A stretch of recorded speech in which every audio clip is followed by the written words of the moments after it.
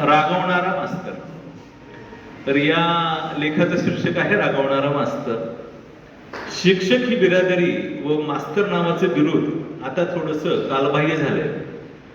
दिवसेंदिवस पोरं घडावीत यासाठी मनातून प्रयत्न करणारी उदाहरणं कमी होत चाललेली आहेत. मात्र एखादा सापडतो सतत धडपडणारा, यत्न प्रयत्न करणारा, त्याची बिरादरी मात्र रागवणाऱ्या मास्तराची. सतत प्रवाहीपणे विचार करून काय बरे करू म्हणजे पोरग सुधारल यासाठी अविरत झटत असतो. वास्तविक जनसामान्यांसाठी त्याचं बाह्य वृक्षपण असलं तरी त्याच्या विचारांशी सागड घालू पाहणारे काही चमकदार मुलं त्याला सापडले की ते त्याचं जणू त्या वर्षाचं टॉनिकच. मग मात्र या रागवणाऱ्या मास्तराचं खरं अंतरंग लहानग्यांना अंतर्बाह्य बदलून टाकतं. मग मुले खऱ्या अर्थाने स्वजाणीवेने बदलू लागतात.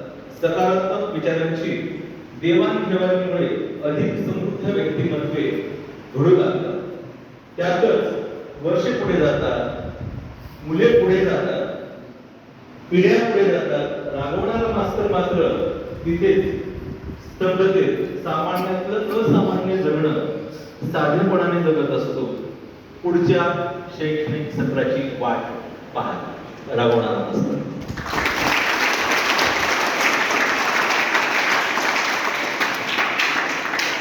तर हे असे सगळे आम्ही रागवणारे मास्तर आहोत.